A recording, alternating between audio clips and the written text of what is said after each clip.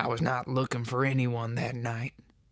I was hunting a fence wire in daylight, and I had already run out of both. The kind of cold that gets into a man had set in by mid-afternoon, and by dusk it felt like the whole valley drew one long breath and held it. Snow lay in the cottonwoods like tired shoulders under a blanket, and the creek went quiet beneath a skin of ice that sang when the wind passed over it. There are winters that bark at the door and winters that simply step inside without asking. This was the second kind. I rode the south pasture out of habit, more than reason. A horse knows when work is pretend and when it means something, and my bay gelding kept flicking an ear back, asking me which it was. I did not answer him. There are questions a man cannot answer because the truth sounds foolish once you say it out loud. I had been listening for footsteps that did not belong to me for a long while. Even when the world went still, I kept listening. I saw her where the last line of fence dips toward the dry wash. At first I mistook her for a burlap sack caught on a post, all the color of weather and dust, but the wind shifted and the shape breathed. She sat with her back to the wire, hands tucked into her sleeves, chin tipped like someone trying to stare down the night and losing. Frost had set along her lashes, hair the color of a wheat field after heat, and locusts hung out from under a bonnet that had seen better owners. I do not know why I did not call out. I swung down and let my boots find the crusted snow and felt the whole earth creak beneath me.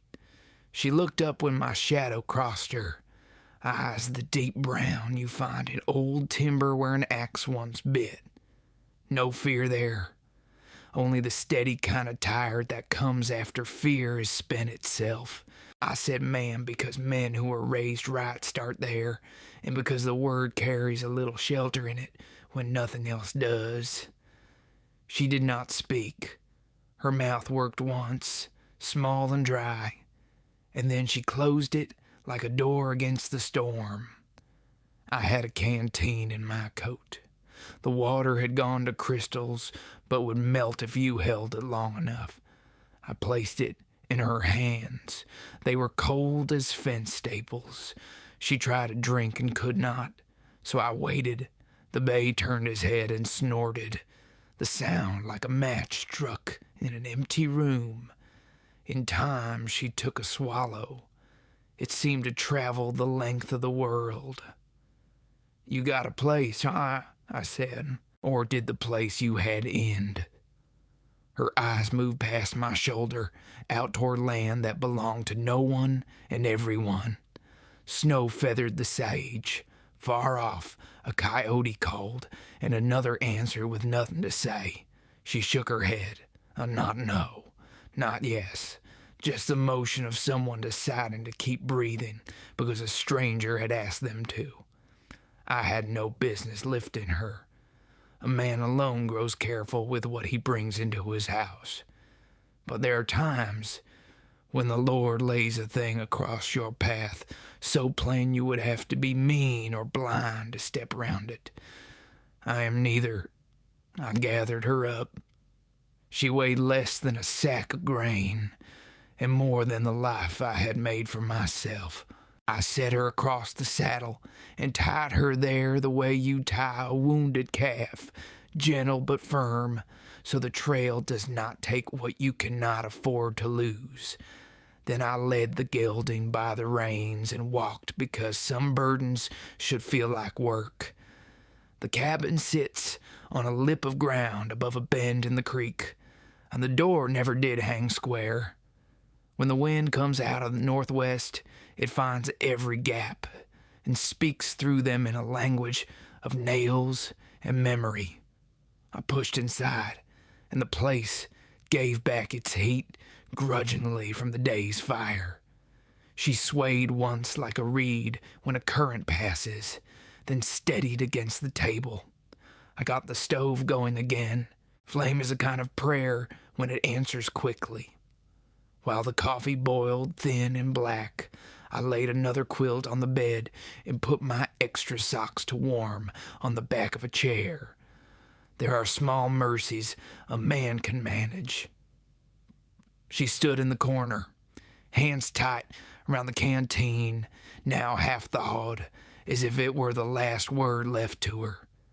I turned away to give her the privacy of being broken without an audience.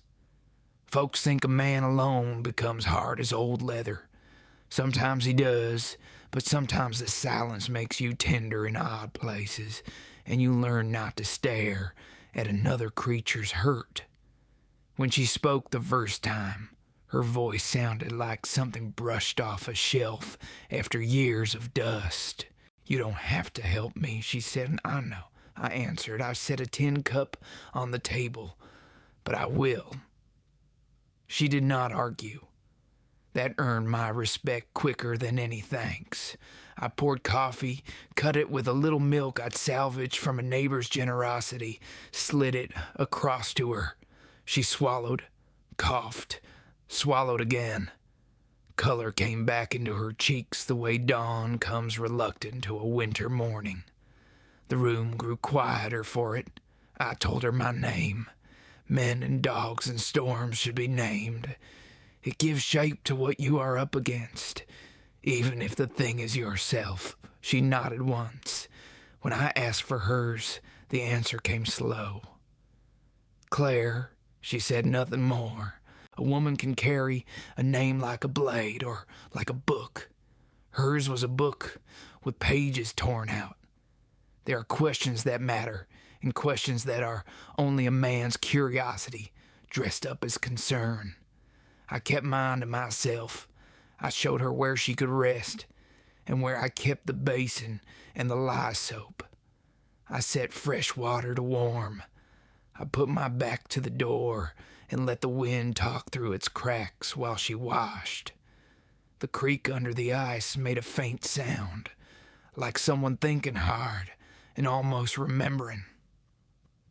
When she was done, she lay down on the bed with her boots off, but everything else on, as if undressing would be a kind of surrender she could not risk yet.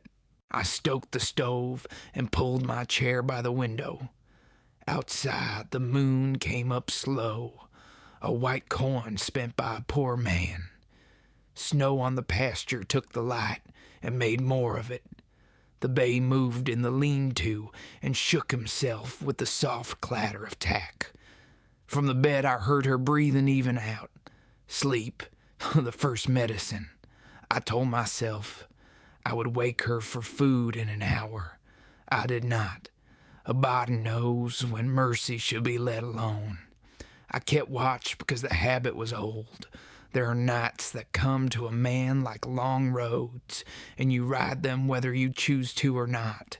I thought about the wire I had meant to fix and the chores I would fail at tomorrow because of this turn. I thought about the weight of someone else's life tipping the scale of mine.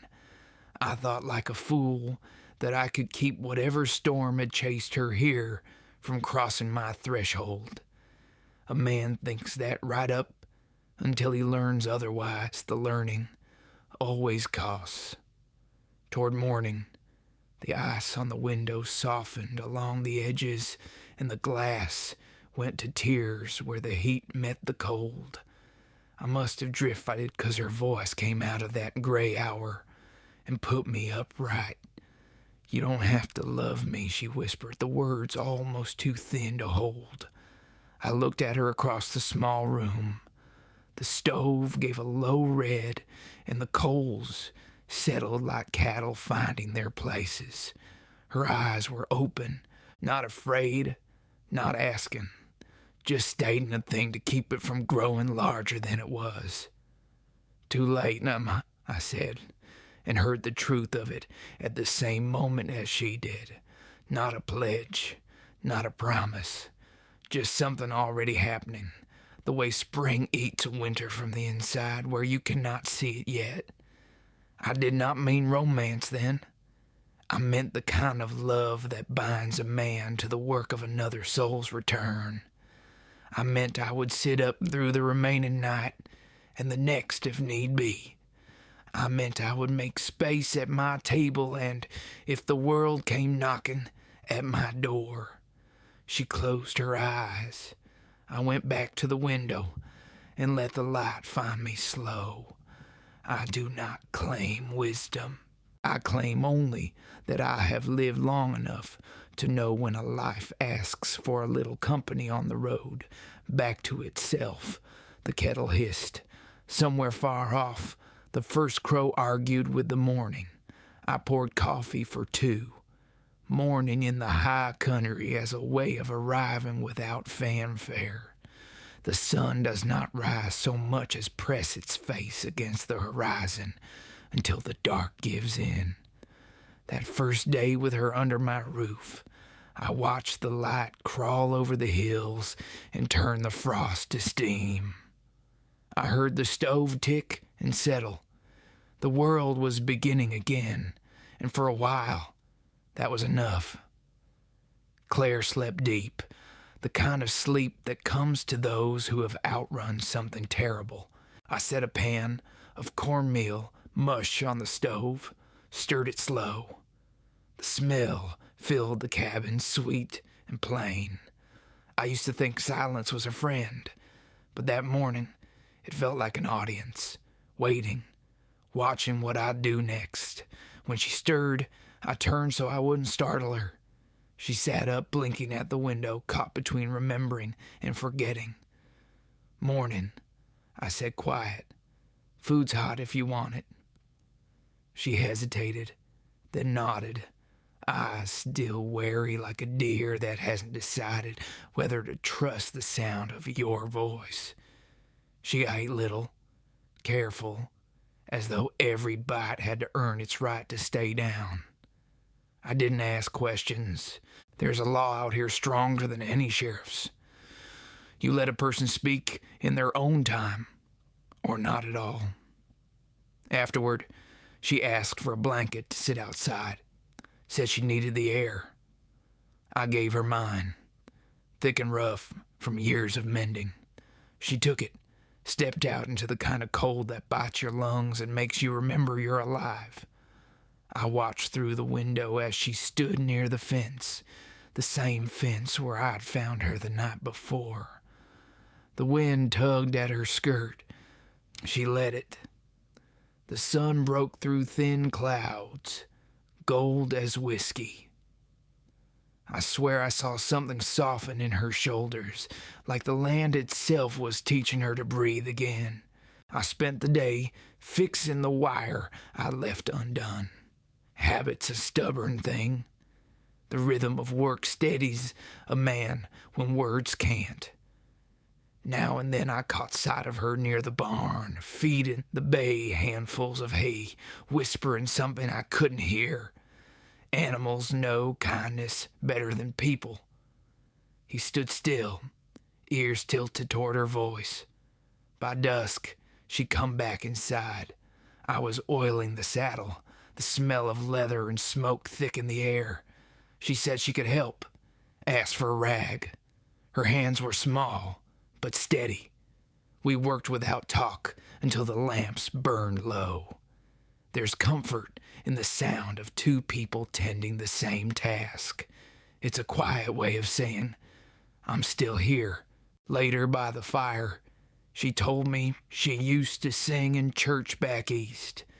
Said her mama's voice could shake dust from the rafters, but hers never got past the front pew.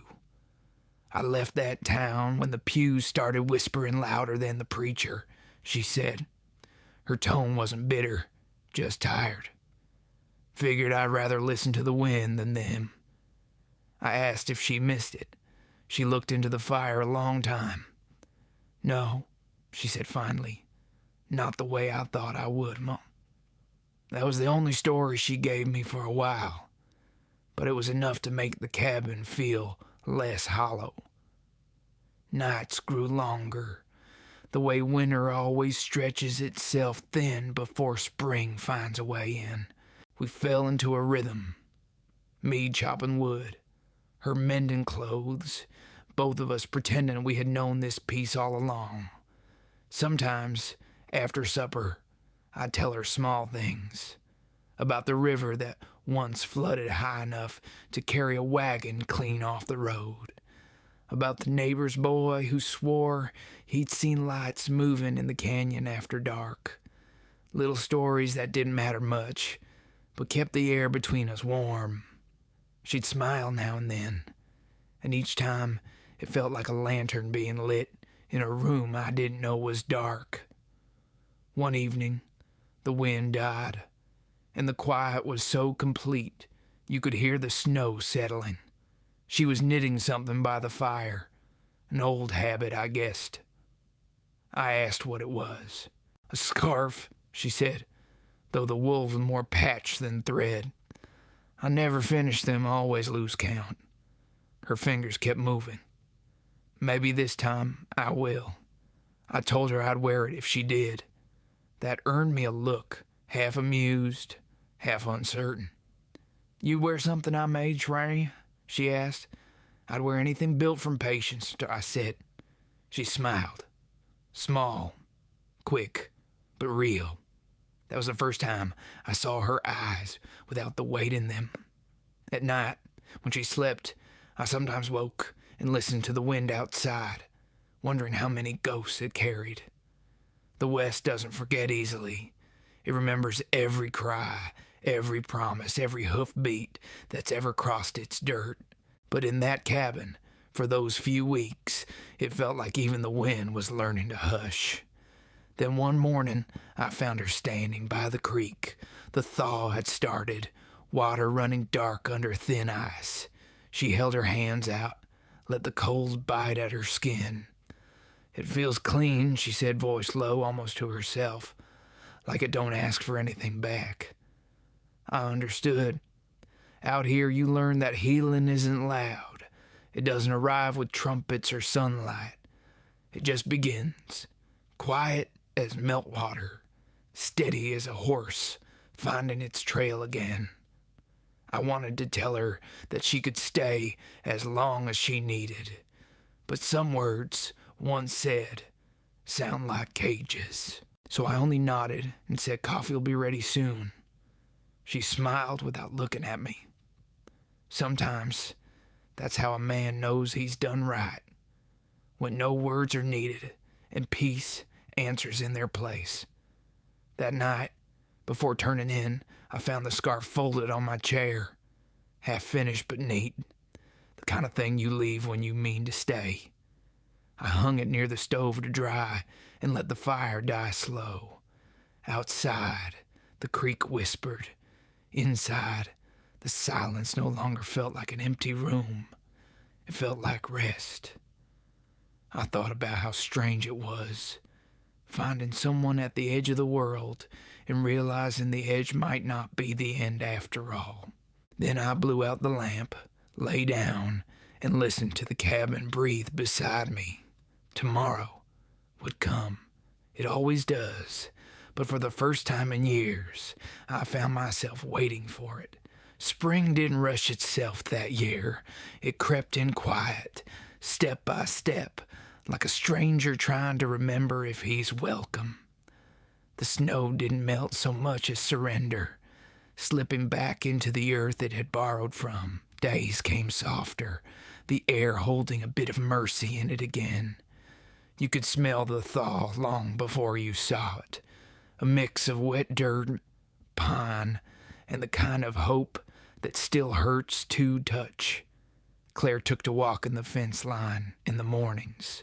I'd watch her from the porch sometimes, coffee cooling in my hands, the steam rising like prayer smoke. She moved slow, careful not to startle the colt that trailed her like a shadow. I'd mended that fence a dozen times over the years, but seeing her there made it seem like new work, not maintenance.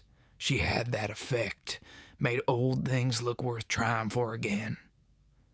I started fixing up the garden behind the barn. The soil was stubborn, hard from years of wind and neglect. Every spadeful felt like turning over a piece of my own life, dry at first, then damp and darker beneath. Claire came one afternoon and knelt beside me, skirt tucked up, hands bare to the dirt. "Mind if I help?" she asked. Never could stand watching someone fight a losing battle alone. I told her I didn't mind the company. We planted beans, squash, and sunflowers 'cause they didn't ask much of a man. She added one rose bush, roots twisted and half asleep. "It's from my mama's yard," she said. "It hasn't bloomed since she passed." She said it with the calm of someone who's already done all her crying. I nodded, set it near the fence where it might catch the most light. Sometimes faith takes the shape of something small enough to hold in your palm. The days fell into a rhythm that didn't need talking. We worked, we rested, we shared the same light. At night, I'd read aloud from an old Bible, not to preach, just to hear words older than our sorrow.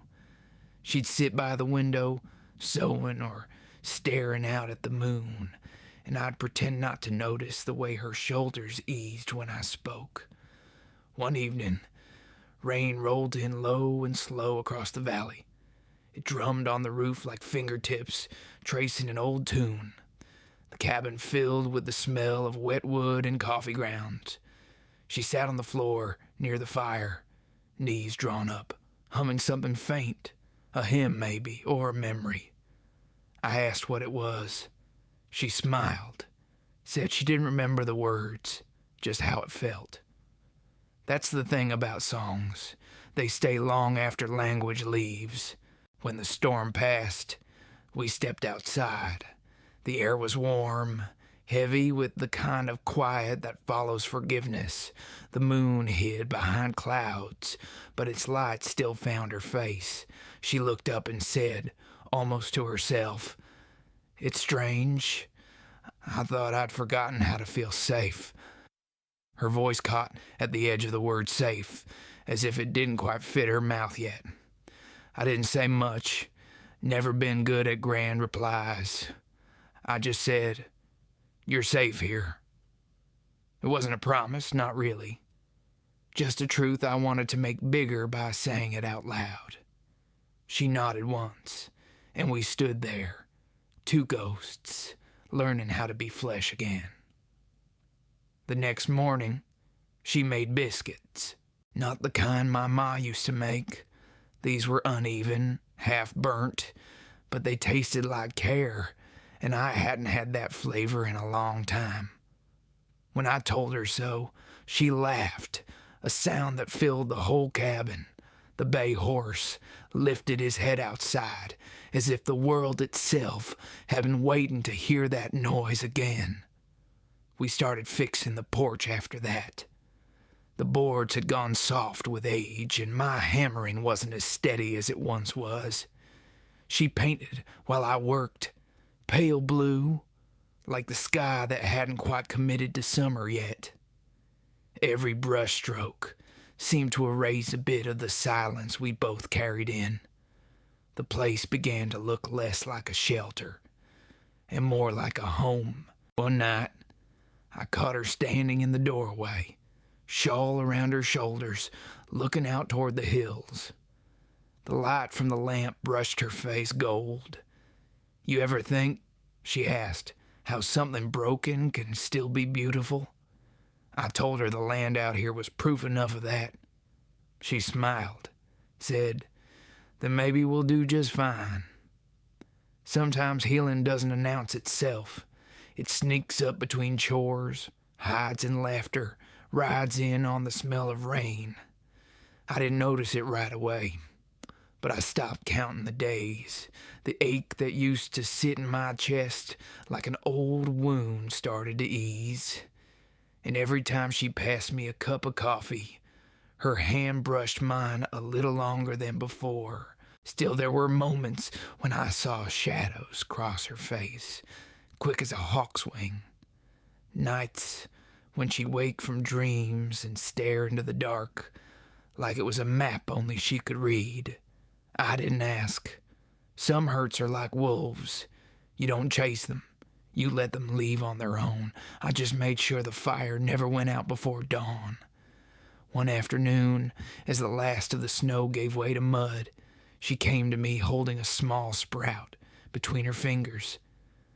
"The rose," she said, voice half wonder, half disbelief. "It's alive." I bent down, saw the green just breaking through the dirt. "Told you," I said, "some things bloom late." She looked at me then, really looked. There was sunlight in her eyes, and for the first time, I couldn't tell if it came from outside or from her that night when she whispered my name. It wasn't out of fear or need. It was gratitude, or maybe something gentler than either. The kind of wordless thank you a soul gives when it's finally been heard. I sat by the window long after she'd gone to sleep, watching the stars scatter like dust across the sky. The land was quiet again, but it wasn't lonely anymore. I realized I'd stopped waiting for something to end. For the first time in years, I was living in the middle of something worth keeping. There's a stillness that settles on a ranch when the world starts to warm. It's not silence. No, silence belongs to winter. This is quieter than that, softer. The earth hums again, low and steady, like it's remembering a tune it once forgot. By April, the snow melt ran clear through the gully, and the air smelled of pine sap and wet iron. Every sound carried a kind of mercy. Even the crows sounded less cruel. We built our days slow. I'd saddle the bay after sunrise and ride the south ridge while she saw to the garden. The beans had started to push through, pale green shoots like promises, keeping their word. I'd come back at noon, boots heavy with mud, and she'd have lunch waiting. Bread, sometimes soup, sometimes nothing more than biscuits and honey. She always said it wasn't much, and I'd always tell her it was plenty. There's a peace in that kind of exchange. The small talk of two people trying to live quietly after the noise has done its worst. Sometimes we'd sit out by the creek in the evenings, her with her knitting, me with a cup of coffee gone cold. She liked to ask about the country, what lay past the ridges, what towns looked like beyond the desert. I told her what I knew. She listened the way a man listens to wind under a door, head tilted, trying to catch meaning in the spaces between. Once she said, "You talk about this land like it's a person." I told her maybe it was. It breathes, takes, forgives. That seemed to make sense to her. One morning, I found her singing to the rose bush. Not a full song, just pieces. A line, a hum, a pause. Her voice had a rasp in it, like she'd swallowed too much dust in her life, but it carried a sweetness that stuck in the air long after she stopped. The bush was still bare then, thorns sharp and black against the soil, but I swear the ground seemed to lean in and listen. By mid-spring, I started to feel something I hadn't in years, a kind of restlessness, but not the old kind. Not the one that sends a man riding out to forget. This one kept me here, made me want to fix things I'd long ignored. I patched the barn roof, repainted the shutters, even built a small fence around the garden. Claire teased that I was making a kingdom out of a cabin. I told her every man deserves a small piece of land to defend, even if all he's guarding is peace. There were nights when the sky went red before dark, the kind of color that makes you think of endings. On one of those nights, she asked, "Do you ever wonder if we're meant to stay still?" I said I used to think the world was too wide for that. But lately, I was starting to believe maybe the heart's got its own kind of horizon, one you can stop at and call home. She didn't answer, just leaned her head against the porch post and watched the sun burn itself out over the hills. I learned things about her bit by bit, the way a creek reveals the stones beneath only after the current slows. Her husband had been a man of words and whiskey, preacher's son, she said, with fists that spoke louder than his prayers.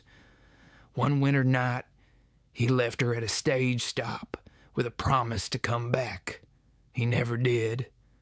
That was 2 months before I found her in the snow. She said it like someone telling a story that happened to somebody else.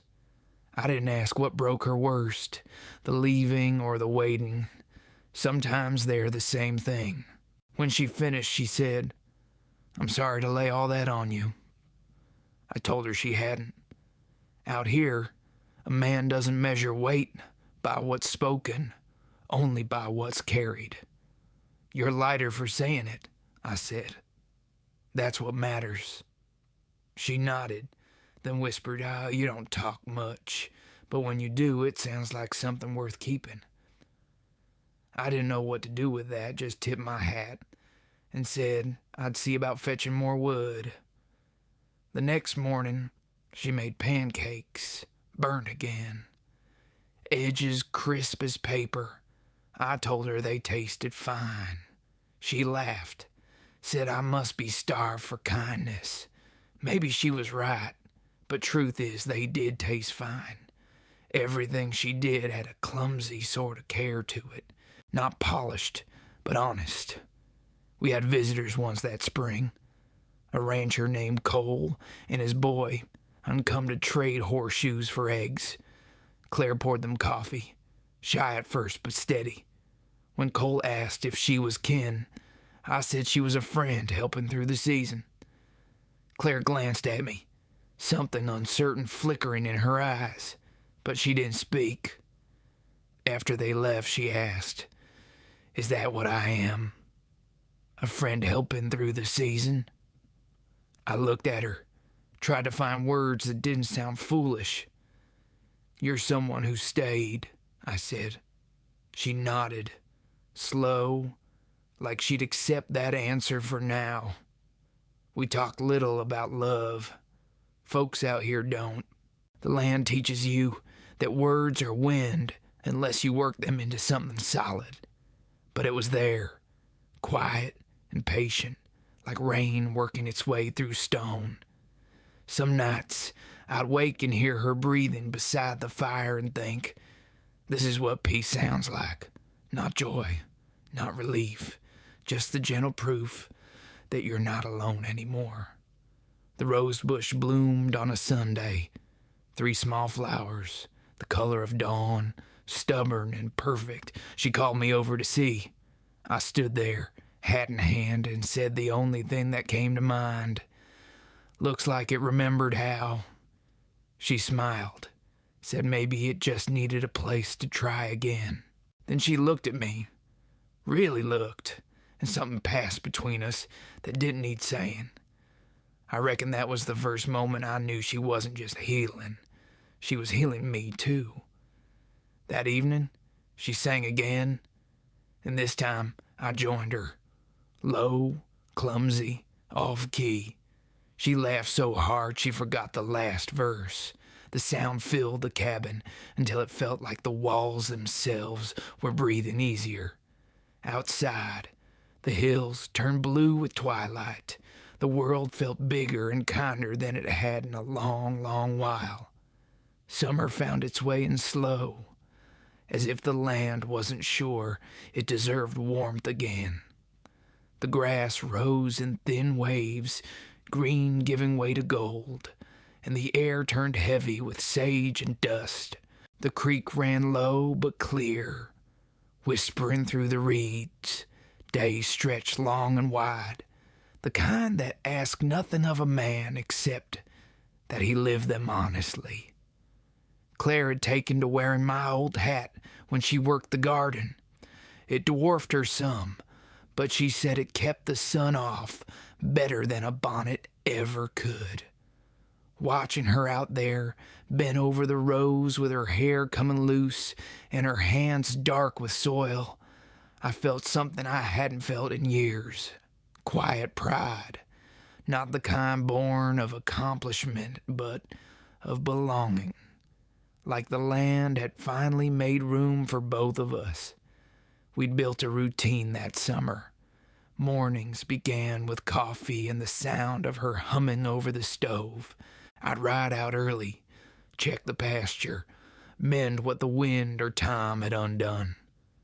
By noon, the heat would drive me back, and I'd find her sitting on the porch with a glass of water and a story ready.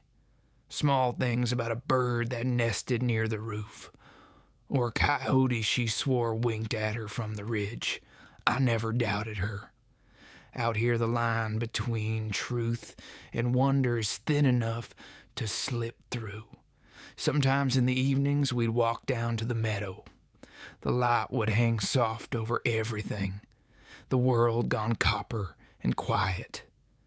She'd talk about her mother's roses, how they'd bloom late and hold their color long after the frost.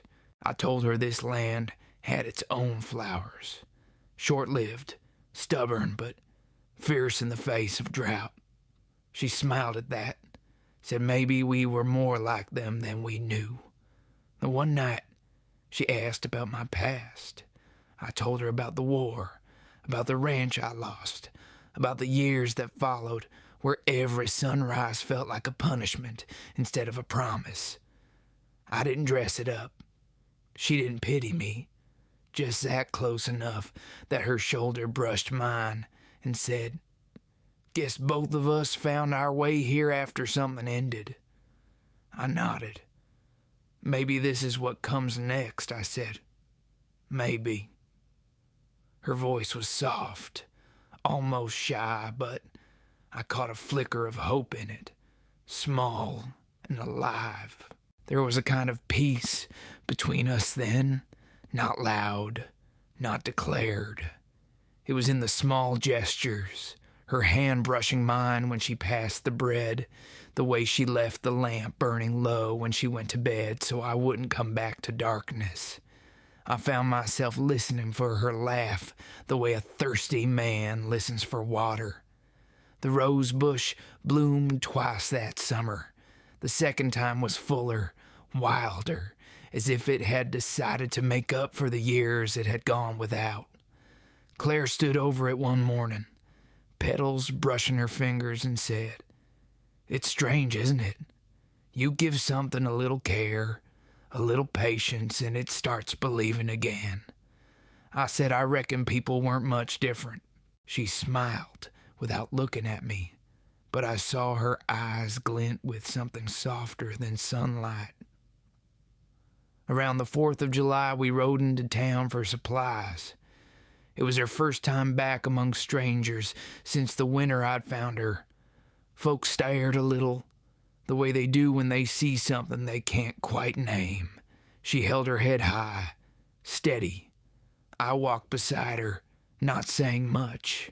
When we passed the mercantile, she stopped at the window to look at a blue calico dress on display.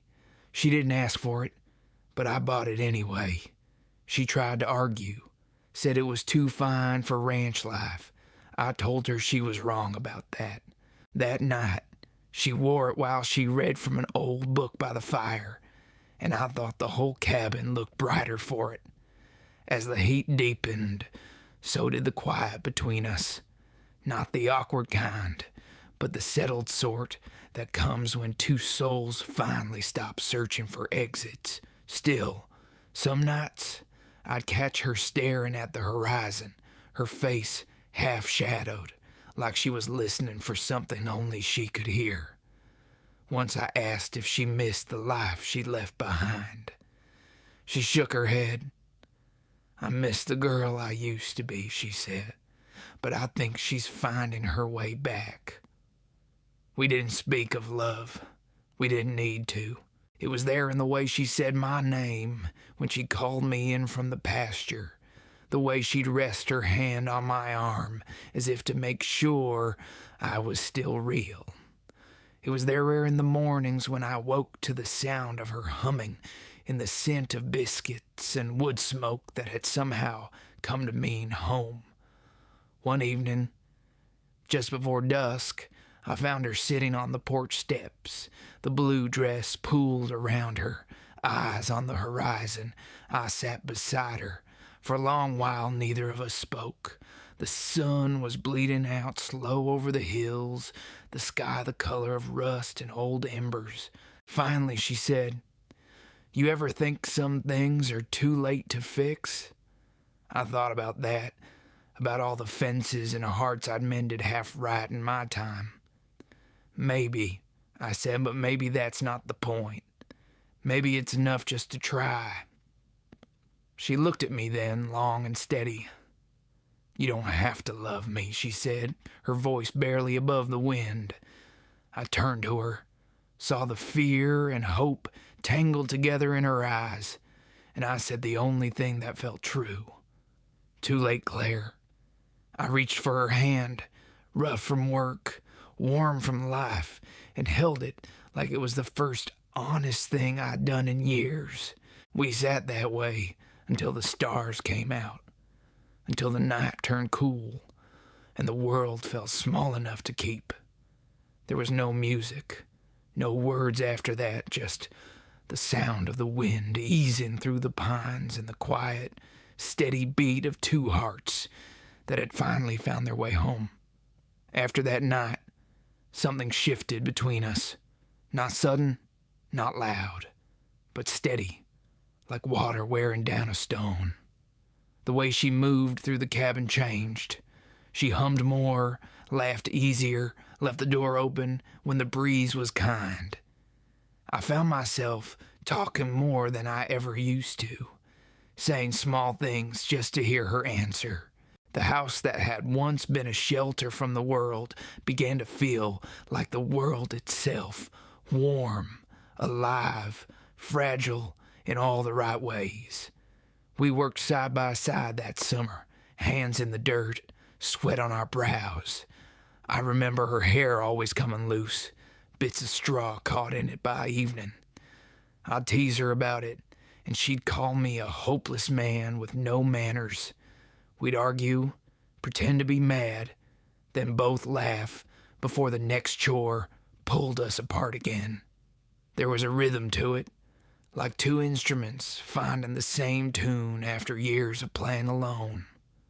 One morning, while mending the corral, I heard her singing inside, a full song this time, not just a hum. I stood there, leaning on the fence post, letting her voice roll through the open air.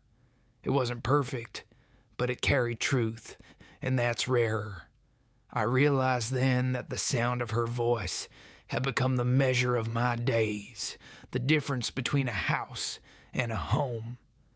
When she stepped outside and caught me listening, she blushed, said, "Didn't mean for an audience." I smiled. "Don't reckon you need one. The land's listening anyway." She laughed, but her eyes softened. "Maybe that's enough." Around mid-August, the heat turned dry and mean. Even the sky looked tired. We took to sleeping with the windows open, the nights full of crickets and the slow rhythm of her breathing beside me. Sometimes she'd wake and ask about the stars, where they led, what they were called. I told her I only knew one or two by name, but I knew how they made a man feel small enough to pray. "Do you pray, Daniel?" she asked once. I thought on it. I used to. Then I started just talking. Maybe that's close enough. She nodded, eyes half closed, said, "Then talk for both of us tonight." So I did quiet until her breathing steadied again. The day came when I had to ride into town for feed and nails.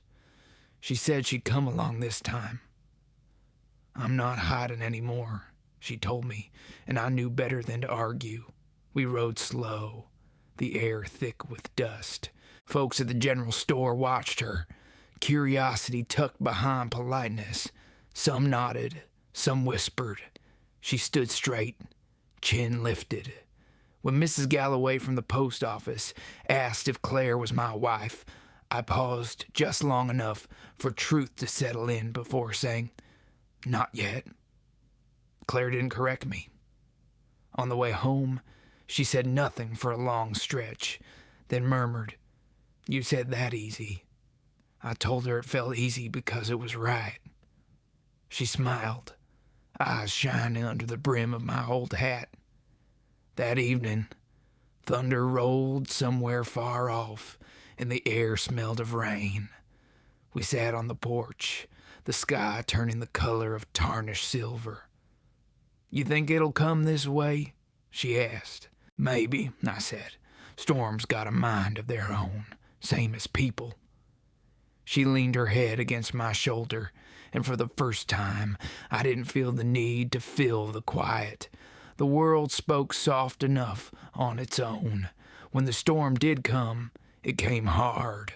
Lightning clawed the horizon, rain hammering the roof till the gutters overflowed. We moved quick, pulling the horses under cover, saving what wood we could. By the time we got back inside, both of us were soaked through, laughing like fools. She looked at me, hair plastered to her face, eyes bright with something wild and free. "You're grinning," she said. "Don't see that much." I shrugged. "Don't feel it much." She reached up, wiped rain from my cheek. "You should." That night, we stayed by the fire, clothes drying on the backs of chairs, steam rising in lazy curls. She fell asleep leaning against me, her head on my chest, her hand resting just above my heart. I sat still, afraid to move, afraid to lose the weight of that trust. Outside, the storm eased into a soft drizzle, the kind that makes the world smell clean again. I remember thinking that maybe that's what love is. Two people weathering the same storm and finding themselves softer for it afterward. Days passed easy after that. We talked about fixing the roof before winter, maybe getting another horse. She wanted to paint the shutters green, said the color reminded her of the river banks back home. I didn't have much to say against that. I'd have painted the whole place pink if it meant hearing her talk about home with something other than pain. But one morning, she found a letter on the porch. No stamp, just her name scrawled in a hand I didn't recognize. I saw the way her fingers trembled as she opened it. She read in silence, face pale, eyes sharp as broken glass. Then she folded it once, twice, tucked it into her apron. "Who was it from?" I asked. "No one that matters anymore," she said, voice steady, but the way she gripped the table told another story. That night, she didn't hum, didn't speak. She sat by the window long after the lamp burned out, staring into the dark. I didn't press her. I just laid another log on the fire and said, "Whatever it is, it's not stronger than what's here." She didn't answer, but her hand found mine under the blanket, and she held on. Her fingers were cold, her pulse fast. I didn't sleep till I felt it slow.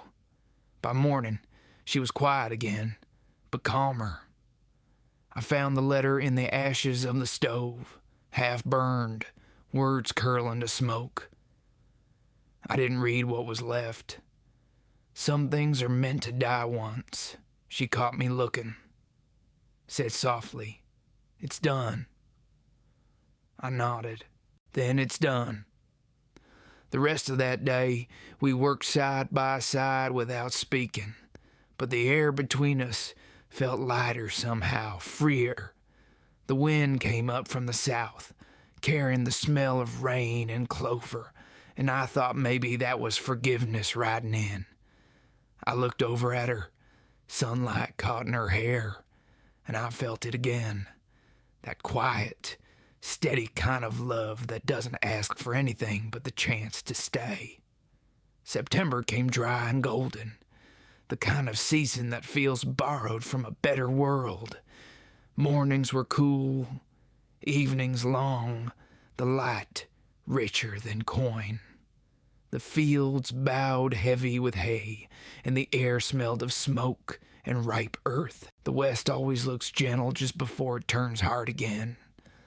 That's how it fools you. Claire and I spent those weeks finishing what the summer had started. We stacked wood high, sealed the cracks in the windows, packed preserves into jars she labeled in her neat, lupin hand. She sang while she worked now, low, contented tunes that barely left her throat. I never told her, but I started timing my chores so I could pass the doorway just to hear her voice. We made a habit of taking supper on the porch. She'd light a lamp, and I'd pour 2 cups of coffee. The world would fade around us, just the sound of the creek, the chirp of crickets, the whisper of wind moving through tall grass. Sometimes we talk about small things. The weather, a neighbor's stray cattle, a recipe she wanted to try. Sometimes we didn't talk at all. The kind of peace that doesn't need words is rare. I learned not to waste it. One night, she asked me if I'd ever thought about leaving.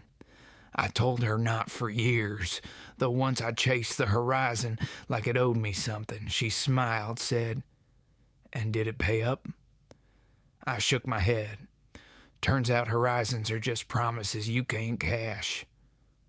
She looked toward the hills, her expression somewhere between wonder and understanding. "Maybe staying is the harder kind of brave," she said. "Maybe that's why it scares folks so much." I'd never heard truer words. A few days later, the sky changed. The light got sharper, thinner, like a blade pressed too long against stone. I felt it before I saw it. The shift, that hush a man knows before something breaks. The cattle grew restless. The horses spooked easy. Even the wind sounded different. When I mentioned it, Claire said I was borrowing trouble, that the world didn't owe us another storm so soon. I didn't argue, but I oiled my rifle that night all the same. The next morning, I rode into town for salt and flour. It was quiet there, too quiet. Old Mrs. Galloway told me a man had been asking after a woman with brown hair and a scar along her left hand. Said he'd been riding through the county 2 days now, heading west. My stomach tightened, though I kept my face still. "You didn't tell him anything," I said. She frowned. "I didn't have to, Daniel. He already knew more than he should." When I got home, Claire was hanging laundry behind the cabin, sleeves rolled, hair loose. I watched her a long time before saying anything. She looked at me, saw something in my face, and the color drained from hers. "He's coming," she said, not a question. "I reckon so," I answered. She sat on the porch steps, her hands clasped tight. "I burned that letter," she whispered, "but he'll come anyway." I told her we had time, and she nodded, though I could see her mind turning fast. "I don't want trouble following me here," she said. "You gave me peace. I won't see it ruined." I told her peace isn't something that leaves because a man rides in with anger. It's something we carry, and if we carry it right, no one can take it. Still, I checked the rifle again before nightfall. That evening, we built a fire early. The wind carried the scent of rain mixed with dust, a strange marriage of beginnings and ends. Claire sat close to me, her shoulder brushing mine. "Do you ever regret finding me that night?" she asked. I shook my head. "Finding you wasn't a choice. It was the only thing that ever made sense. She turned toward the flames, eyes bright with tears she wouldn't let fall. "You make it sound easy." "It wasn't," I said. "Still ain't, but it's worth it." When darkness settled, I told her to lock the door and keep the lamp low. She didn't argue, though she hated being told what to do. I stepped out into the yard, listened. The night was thick, heavy with the promise of something near. My hands moved by habit, checking the saddle cinch, counting the shells, feeling the weight of the Colt at my side. I told myself maybe the man would pass us by, but men like that don't ride far without turning to finish what they started. Near midnight, the dogs started barking down in the valley. The sound rolled up the ridge, steady and mean. Claire appeared in the doorway, pale in the lamplight. "Daniel," I met her eyes. "Go inside." "You'll go too?" "In a bit." She didn't move, so I said the thing that would make her. "For me." She hesitated, then nodded, disappearing behind the door. I heard the latch click. The night stretched thin after that. I stood by the fence, the world around me smaller than I'd ever known it. The moon hung low, red as a wound. The wind picked up, carrying the smell of sage and storm. Somewhere far off, a single horse cried out, sharp, distant, and final. Then nothing. I waited, counting breaths, listening to the land breathe with me. There's a kind of calm that comes to a man before the fight finds him. A deep, hollow quiet where everything slows. I knew that feeling well. Too well. And yet beneath it, something else stirred. A strange steadiness, born not of rage, but of love.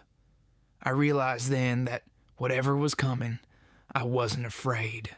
Not this time. Behind me, the lamp flickered against the window.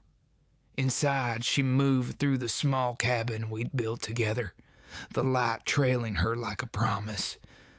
I thought of the rose bush by the fence, blooming stubborn against the cold. I thought of her laughter, her voice, her courage. I thought of all the winters I'd lived just to reach this one summer night. When I finally heard the hoofbeats on the far ridge, I didn't raise the rifle right away. I let the sound come closer, steady, certain, and I whispered not a prayer exactly, but close enough. "Too late," I said. Then I waited for the man who'd made her afraid of the world to meet the one who'd stop being afraid of anything at all. He came at dawn, the way cowards always do. Early enough to think the world still sleeps, late enough to believe they won't be seen. The mist hung low over the pasture, thin and white as old gauze. I'd been sitting on the porch since midnight, rifle across my knees, the coffee gone cold hours ago. When the first hoofbeats cracked through the quiet, I didn't flinch.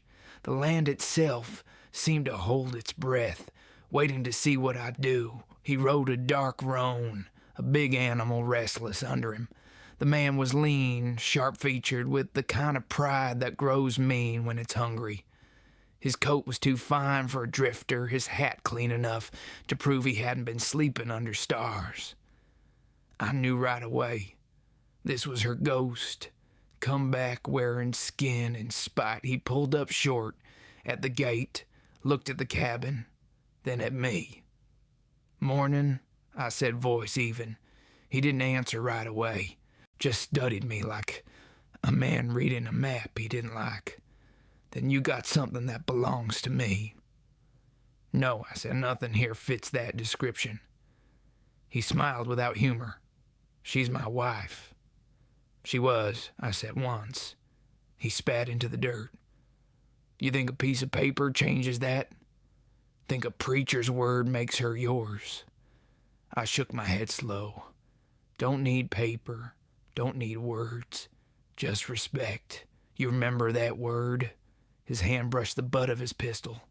Mine stayed where it was, easy on the rifle, but my finger already knew the weight of the trigger. The mist was lifting now, and I could see his eyes, gray, cold, full of that empty sort of confidence men wear when they believe they can't lose. I'd seen it before, in war, in saloons, in mirrors. Nah, Claire's voice broke the silence from behind me. Thomas. She stood in the doorway, the morning light cutting across her face. Her hair was unbound, her eyes steady. She didn't tremble. You need to leave. He turned toward her, surprise flickering like a match. You look different, he said, softened. His smile widened, cruel. Guess living easy will do that. I'm not soft, she said, just done being afraid. He laughed, a short, bitter sound. Afraid? You think I ever meant to scare you?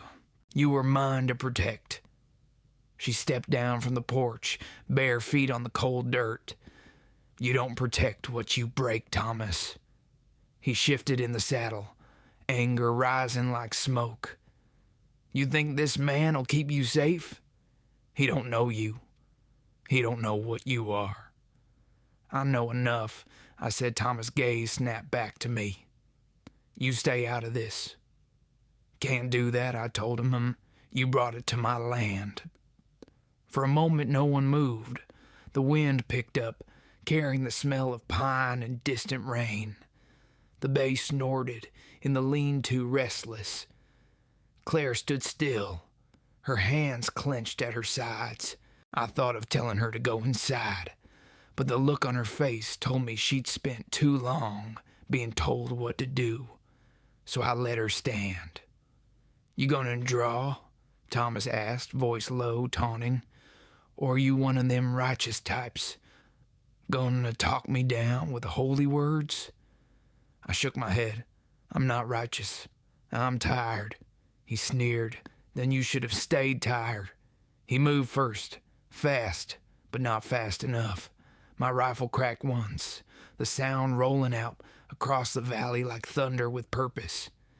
His gun hand dropped before his mind caught up. The pistol fell into the dust, useless as his pride. He sat there for a second, stunned, staring at the blood blooming along his sleeve. Don't, I said quietly. Don't make me fire again. He looked at Claire then, face twisting with something I couldn't name. Shame, maybe, or the memory of it. You think this'll end clean? He spat. Ain't nothing clean in this world, girl. Not love, not mercy, not men like him. She stepped closer, calm as dawn. You're right, she said, but there's peace, and you'll never have it. I took the reins of his horse and handed them to him. Ride east, I said. Don't stop till the hills flatten out. If you look back, if I so much as hear your name again, you won't ride another mile. For a long moment, he didn't move. Then he looked at her one last time, something breaking in his eyes that I didn't care to see, and turned the roan east. He rode stiff, blood marking his trail like punctuation in a story already over. When he was gone, the silence hit hard. Claire swayed once, then steadied. I stepped forward, took her by the shoulders. Her skin was cold, her pulse fast beneath my hands. You all right? I asked. She nodded, though tears ran down without her knowing. It's done, she whispered. I'm really done. I pulled her close. She didn't fight it. We stood there as the sun climbed higher, burning the mist away. The land around us breathed again, as if relieved. I felt the tremor leave her body slow, like a horse calming under a steady hand. Later, we buried the empty shells by the fence where the rose bush grew. She said it felt right, to put violence where something living had decided to grow. I didn't argue. When she pressed her hand to the soil, a single petal came loose from the bush and landed near her wrist, red against her skin, a mark of ending, a mark of peace. That evening, she sat by the fire, quiet, the light catching in her hair. I poured her coffee, black and strong, and she took it without a word. After a while, she said, "You don't have to stay now. You've done enough." I smiled, shook my head. Too late for that. Her eyes softened, but she didn't look away. "Then stay," she whispered. Outside, the sky went deep and blue, stars rising like embers. Inside, the fire crackled low, and the quiet between us filled with something that didn't need a name. I'd spent half my life waiting for peace, never knowing it might come, wearing a tattered shawl and a heart still learning to trust the light. When she finally leaned her head against my shoulder, I realized I'd stopped hearing the ghosts, only the wind, the river, and the sound of her breathing. For the first time, the West felt less like a place to survive and more like home. Winter crept in quiet that year, softer than the one before. The land seemed to remember what mercy felt like. The first snow came in a whisper, flakes drifting slow through the still air, settling on the fence rails, on the roof, on the rose bush that had refused to die. I woke to the silence that only snow can bring, that thick hush that feels like the world itself is holding its breath. Claire was still asleep beside me, her hand resting against my chest, her breathing steady as the fall outside. It's strange, the way peace can feel heavier than sorrow. You spend so long fighting that when the quiet finally comes, you don't quite know where to put it. I sat there that morning, the cabin dim with dawn, and let the weight of it sink in. The ghosts had gone, the echoes too. All that was left was the steady rhythm of a life worth tending. She woke slow, the way morning glows through fog. "It's snowing," she murmured, voice thick with sleep. "Looks that way," I said. She smiled, small and tired. "Guess we'll be stuck here a while." I looked around, the fire low, the coffee pot cold, the whole world wrapped in white, and said, "Ain't the worst place to be stuck." We spent the day sealing windows, checking the stock, chopping what wood was left dry enough to split. She made stew from beans and salted meat, humming an old tune between stirring and tasting. I watched her move about the cabin, barefoot, hair tied back, cheeks pink from the fire, and it hit me how much this place had changed since the night I found her. It wasn't just a house anymore. It was the proof that two broken things could fit together and hold. When the work was done, we sat near the stove, our legs stretched out, mug steaming between our palms. Outside, the wind rose, soft and steady, brushing against the walls like it was checking for warmth. Claire leaned back, eyes half closed, and said, "You ever think about what comes next?" I thought about that a long while. "Not much," I said finally. "Used to think the next thing was all that mattered. Now I reckon this is it. The in-between." She smiled, eyes still closed. Maybe that's what healing is, learning to live in the in-between. The nights grew longer, but they didn't feel empty anymore. We'd sit by the fire after supper, her reading from a worn book, while I carved bits of wood into useless shapes, horses mostly. I'd never been any good at it, but she said she liked the way I focused, as if the carving itself was prayer. Maybe it was.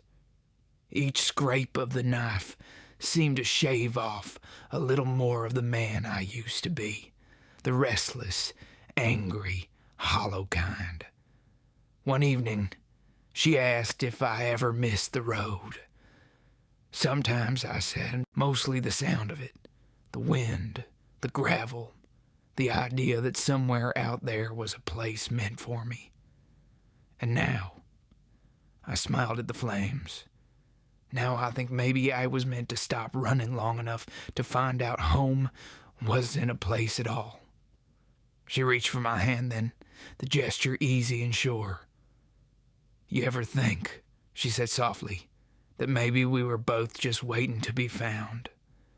I looked at her, the firelight dancing across her face, eyes bright with something stronger than memory, and said, "I don't think it. I know it." Later that week, a storm rolled in heavy, thicker than I'd seen in years. The sky turned the color of pewter. The air carried the sharp taste of snow and smoke. We spent 2 days sealed inside, while the wind screamed through the valley, shaking the cabin like it wanted to test what we built. I've been through storms before, worse ones, but never with someone I needed to protect more than myself. When the roof groaned, I climbed up to clear the snow. She tried to stop me. "You'll break your neck," she said. "I've fallen before." I told her, "Always managed to get up." "And don't make me wait to see if you do again."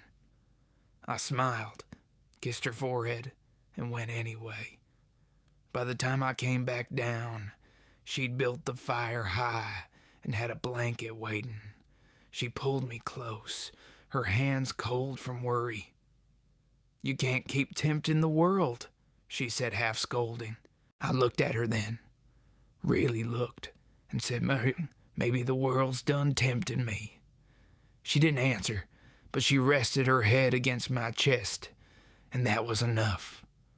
After the storm broke, the land lay blank and clean, a canvas waiting for spring to write it new again. Claire stood at the window, watching the light return. "Funny," she said, "how something so fierce can leave the world looking softer." I said maybe that's how healing works too. We spent the rest of that winter in the rhythm we learned. Quiet mornings, slow work, laughter where there used to be fear. The rose bush slept under its cover of snow, but I knew it would bloom again. Everything worth saving does, given time. Some nights, when the fire burned low, I'd lie awake and listen to her breathing. I'd think about the man I used to be, the one who didn't believe in second chances, and I'd thank whatever mercy rode the wind that night I found her, because that mercy hadn't just brought her to my door, it had brought me back to myself. Once I whispered it out loud, just to hear it. "You don't have to love me." And in the dark, her voice came soft and sure. "Too late." I smiled, eyes closed, and for the first time, I didn't dream of what I lost. I dreamed of morning still to come. Spring returned slow, like a song half remembered. The snow pulled back from the hills. The earth darkened and drank deep, and the air carried that quiet ache that comes before everything wakes. I'd almost forgotten what birdsong sounded like after a long winter.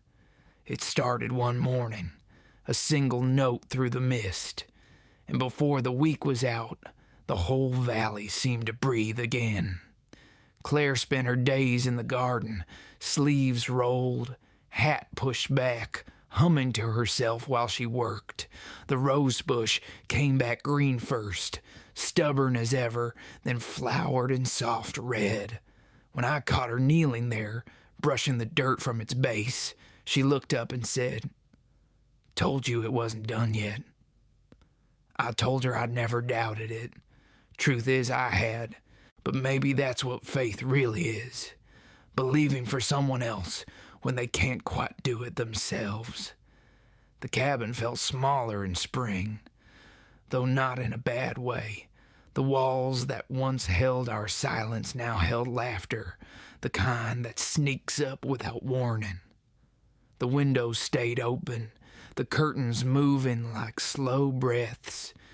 I fixed the porch steps, repainted the shutters the green she liked, and watched her hang laundry in the yard, each sheet catching light like a sail. Sometimes she'd look over her shoulder and smile, and I'd stop whatever work I was pretending to do just to hold the moment a little longer. We rode into town once a month now. The folks who used to whisper didn't anymore. They'd seen enough to know peace when it stood before them. We walked through the market together, her hand brushing mine, buying flour and soap, coffee beans when we could afford them. One of the women from church asked if we were married yet. Claire blushed. I said, "Not yet, but the preacher keeps the book open for us." That made the woman laugh, and I saw the pride in Claire's eyes, not the loud kind, but the quiet, sure kind of someone who's finally found her place in the world. We were married in early May, just before the lilacs bloomed. The service was short. 5 folks from town, the preacher, and the bay horse tied out front. She wore that blue calico dress, and I swear the sky matched it, just to honor her. When the preacher said the words and I took her hand, I felt the years fall away, the dust, the losses, the long miles of silence that had once filled my life. All of it came to rest in that single heartbeat when she said, "I do." I think I did too in every sense that mattered. We built a cradle that summer. Plain pine, nothing fancy. I carved a star on the headboard, and she lined it with fabric from the dress she used to wear that first spring. When our daughter was born in late August, the world went still in the best way. Claire held her, eyes shining with that same mix of strength and wonder I'd seen the night she faced her past, and didn't flinch. We named the baby Rose, after the bush that refused to die. I remember sitting by the window that night, the lantern burning low, listening to both of them breathe. The sound was soft, steady, sacred. It was everything I'd been running toward without knowing it. Outside, the wind shifted, carrying the smell of rain and earth and something like forgiveness. I thought of the man I used to be, the drifter, the fighter, the one who thought healing was for other people, and I almost didn't recognize him. The days that followed came and went the way good days do, slow, honest, and mostly unremarkable. I mended fences, rocked the baby when she cried, watched Claire move through the house with the quiet grace of someone who'd earned every bit of peace she carried. Sometimes we'd sit on the porch after sundown, the baby asleep between us, and just watch the light fade. She'd rest her head on my shoulder, and I'd whisper, "Oh, too late," just to see her smile in the dark. Years from now, folks might forget our names. The land doesn't keep records of love stories. It just holds their echoes. But maybe, if someone rides through this valley on a still night, they'll see the lamp glowing through the window of a cabin half hidden by time. Maybe they'll hear laughter in the wind, soft as a prayer. And maybe they'll understand what I finally did, that healing isn't a miracle or a mercy granted by the world. It's 2 people deciding every morning to stay. I still walk the fence line some evenings, habit more than duty. The rose bush blooms each spring, wild and red against the pale boards. Sometimes I stop there, run a hand along the petals, and think about the night I found her in the snow, how she looked up at me with those tired eyes and said, "You don't have to love me."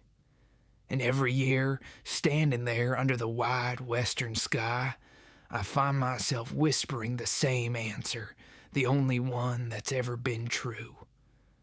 Too late.